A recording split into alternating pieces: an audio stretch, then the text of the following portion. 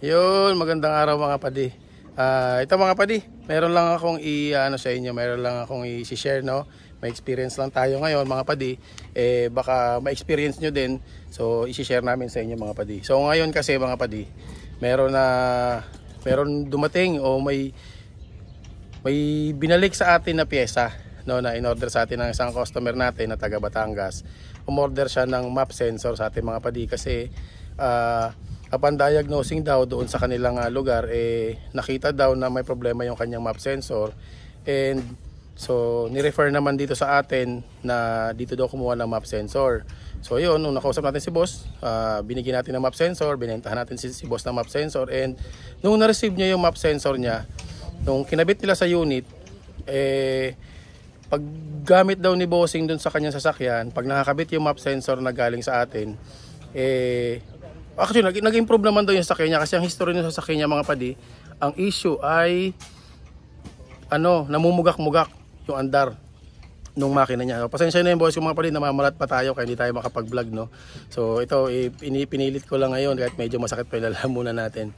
Ayan. So yun, balik tayo. Kinabit nga ni bossing kasi yung sasakyan niya, pag yung map sensor, namumugak-mugak. Tapos parang pag inarangkada mo, walang arangkada daw yung andar.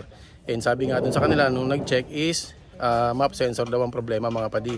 So ngayon nga, nung na-receive niya na yung pinadala natin na pyesa, kinabit ni bossing, nag-improve naman daw. Pag in-start niya, one click start, andar. Doon sa previous niya kasi, pag in-start niya, nag-hard start, tapos namamatay makina. Yung sa atin naman, nung kinabit niya, pag in-start ni bossing, one click start, okay, maganda RPM. Kaso problema, kapag pinasok mo na sa kambyada at aabante ka na, doon na nagkakaproblema, namamatay yung makina and namumugak-mugak. Ayun, kaya sabi ko kay bossing, lagi naman namin sabi sa inyo mga padi, lahat ng mga pyesa natin dito na binebenta, map sensor, mga IACB, tinetesting na natin yan bago namin ibenta sa inyo. Para, alam mo yun, alam na namin dun sa mga pyesa, hindi naman namin kayo bibentahan ng sira mga padi. And sa peace of mind din namin, na ayaw din naman namin pasakatin ang ulo ninyo dahil sa mga problematic na pyesa. So ngayon, sabi ko kay boss, sige bossing, kasi wala naman kaming proof na working yung pinadala namin na pyesa. Sabi ko, sige bossing, ibalik mo sa amin yung pyesa and then testingin natin. So for the benefit of the doubt, ayan, testingin natin ulit yung pyesang pinadala natin kay bossing, no? So ito nga pala yung pinadala namin kay bossing na pyesa. So ito yun mga bossing, yung pinadala ni boss, binalik sa atin, no, sa Bayo LBC. Kari-receive lang natin ngayon. Ayan, so binuksan natin agad. And ito, sinalpak natin sa unit mga boss. Yan. Ito yung unit natin, Lancer Itlog na GLXI. Kay bossing Harvey yan, no? Kasi wala tayong unit na mapag-testingan ngayon dahil puro mga baklas ang makina ng mga yan. So itong unit natin, hiniram muna natin yung kay Kuya Harvey. Ayan, so ito yung pyesa natin mga padi. Ayan yung pinadala ko sa kanya, 5125 ang code. Unique code to mga padi. Ayan, so tinesting ko na kasi ngayon Ayan, para mapakita ko lang sa inyo na yung mga map sensor natin, bago namin ibenta po yan sa inyo, ay tinetesting po namin yan lahat isa-isa, no? Sa actual na unit, nakakabit sa unit mga padi, sa running na unit, no? Tinetesting natin yan. So ngayon, pasok tayo sa sakyan, paanda rin natin mga padi. Okay, so dito tayo sa sakyan.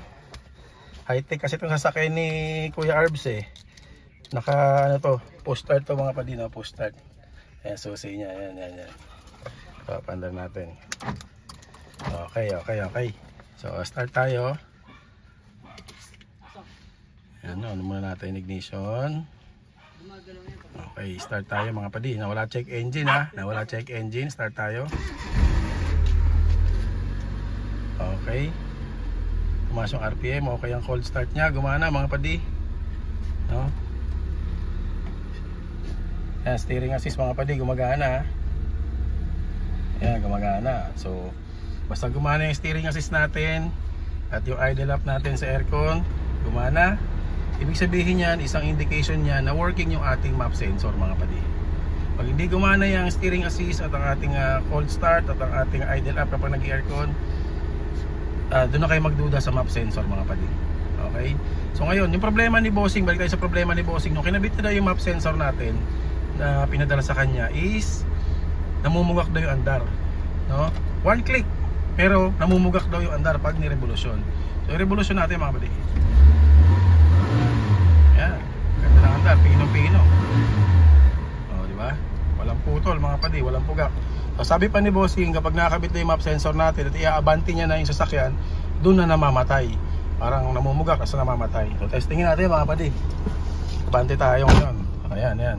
Nakabukas na yung hood ha. Paahon pa yan mga kapatid ha. Paahon yung kalsada natin dyan, paakit sa shop, no? So mas mahirap sa arangkada yan kasi nga medyo mamimwersa yung ating makina. So ayan mga kapatid. Okay, abante tayo. Abante. Ayan o, hindi ko pa pinipigang may gasolina niya mga kapatid.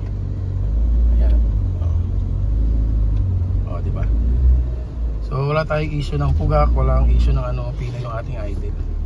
So ang conclusion ko dito mga kapatid, all goods ang ating map mga kapatid. Diba? Tinetesting na kasi natin yan, alam namin kung may problema yung map, kung magmi-misfire ba. Kasi itong unit na to, lang itong unit ni Kuya Harvey, condition talaga to mga kapatid. Condition tong sasakyan na to, kaya pag mayroong problema, nagkaroon ng misfire, unusual yon. Lalo na kapag nagkabit tayo dito ng map na iba, kapag mga tinetesting natin ng mga map sensor, pag nagkaroon ng pugak or misfiring, ibig sabihin may problema yung map sensor natin. And kapag may problema yung map sensor natin, reject yon and binabalik natin yun sa supplier mga kapatid. Isa pa mga kapatid, testing natin, paahon. Ayan ha, paahon niya mga kapatid. Iba kasi yung sa diretso at yung sa ahon. Sa ahon medyo mamimera sa makina. Ito walang ka-issue. Walang kahirap-hirap yung makina. Walang pugak, walang misfire. Pinong-pino yung andar mga kapatid. Ayan. Sabi ni Bossing, mukhang nasa parking lang ata siya, nakapark lang. And kapag iaabante yung kanyang sasakyan, namumugak mga kapatid. So most likely may iba pang problema yung sasakyan ni Bossing na kailangan natin ma-check mga kapatid. Ayun mga padi, nakita nyo naman, tinesting na natin mga padi. So wala tayong problema dun sa pyesang binenta natin, no? So yan, para ma-justify natin kay Bossing na walang issue yung binili niya sa amin na pyesa. Kasi sa lahat ng binentahan namin parang sobrang bihira o parang never pa naman na nalusutan tayo ng may issue na pyesa, no? Kasi talaga tinetesting namin yan dito sa shop isa-isa, diba? So yan, yung mga taga-testing natin, no? Oh. Yan si Boss Harvey. Yan ang itlog ni Boss Harvey. Wala may itlog din to si Boss Dektek eh. Kaso nakagaray sa malayo eh. Ayun. So ayun lang mga padi. So advice ko lang si Bossing dun sa may-ari nung sasakyan na nakabili din itong map sensor natin. Eh meron pang further na diagnosing ang kailangan gawin dun sa unit niya. So pwedeng ay problema siya sa fuel system o kaya dito sa kuryente.